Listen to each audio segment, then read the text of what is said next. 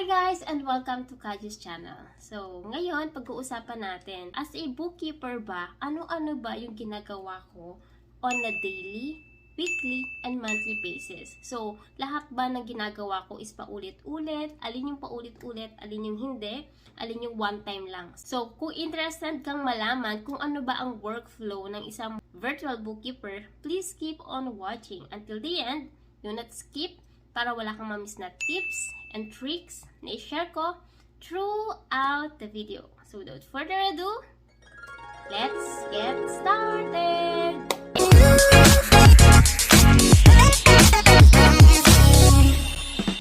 Kung bago ka lang sa channel na to, I'm Kajea, virtual assistant, executive assistant, bookkeeper, accountant. So kahit anong work, pinapasok ko, basta't online, kasi online work is amazing!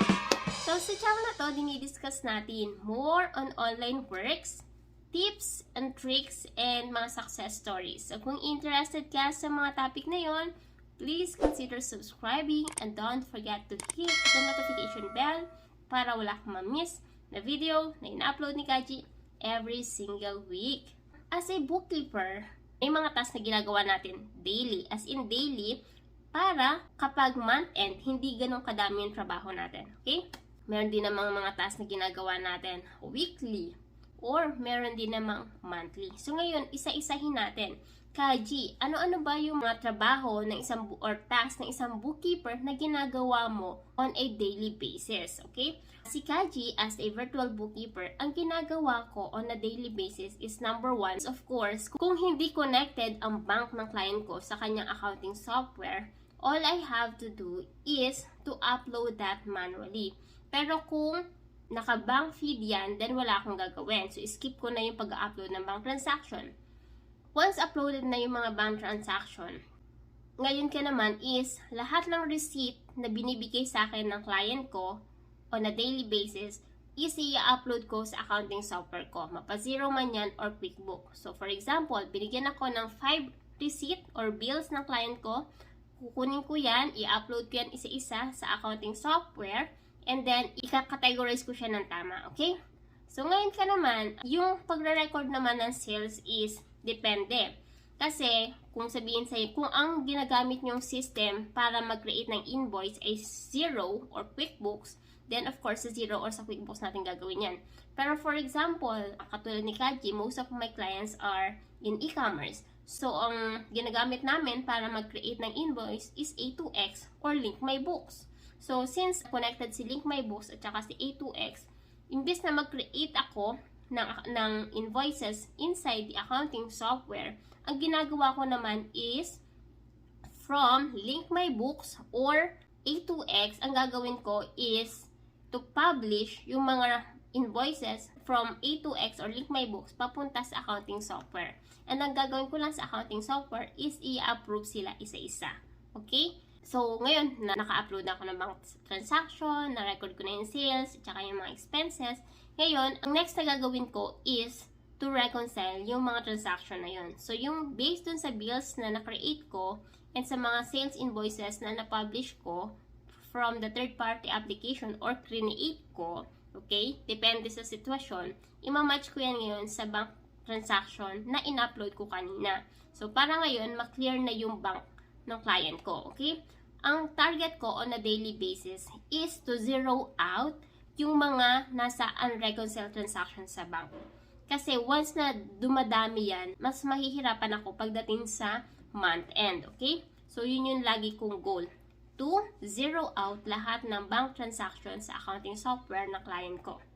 Kung halimbawa, meron siyang 10 banks, i-make sure ko as much as possible na lahat ng transaction doon ay naka-reconcile. Okay? Eh, Kajea, paano kung wala kang supporting documents? So, wala akong magagawa kundi maghintay at kulitin yung client ko to provide me the supporting documents doon sa kanilang accounting software. Okay?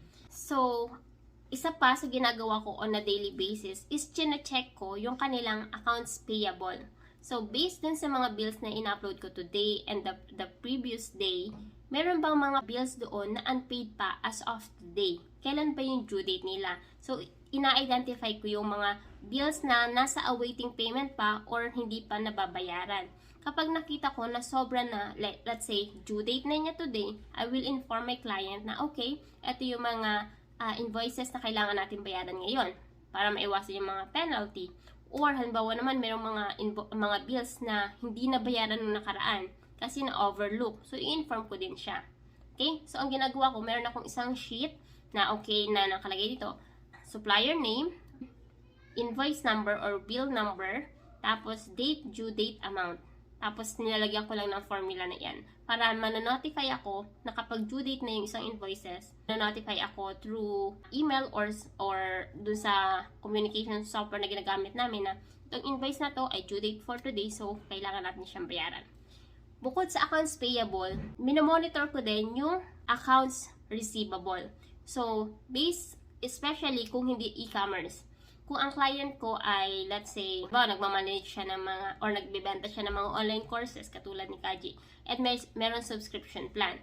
So, on a monthly basis, may expected money na darating or na ma-charge doon sa mga credit card or bank account ng mga customer ng client mo. In case na merong invoice na overdue na, ini-inform ko si client na okay, itong invoices na to is hindi pa siya nare-receive until today. Can you confirm kung talagang hindi pa siya nare-receive or baka lang naman nagbayad siya ng cash or let's say nagbayad siya through other bank. So, hindi ko lang nakita. So, kino-confirm ko sa client yan. And in case na sabihin ng client na hindi pa talaga nare-receive, can you reach out sa customer and sabihin sa kanya na kailangan niyang bayaran to. So, mag-i-email ako gamit yung aking email address or yung company's email address. Pero i-introduce ko syempre yung sarili ko. Okay? So, yun yung ginagawa ko on a daily basis. Just to make sure na lahat ay organized, lahat ay okay. Okay? Para pagdating ng month end, hindi ako ganun na-stress. Okay? On a weekly basis naman, ang ginagawa ko is pwedeng payroll, pwedeng vendor payments, pwedeng weekly reports, and minsan, nire-review ko rin yung account on a weekly basis. Okay? Kasi minsan, may mga client tayo na hinire tayo to process their payroll. So, syempre, merong mga client tayo na weekly nagbabayad, may bi-weekly, meron ding monthly. So, payroll, sa weekly task, meron din tayong vendor payment. So, katulad ng binanggit ko kanina, based dun sa mga accounts payable na sinasabi ko sa client, pag sinabi ni client na, okay, bayaran mo to ngayong linggo, babayaran ko siya on a specific day. Okay?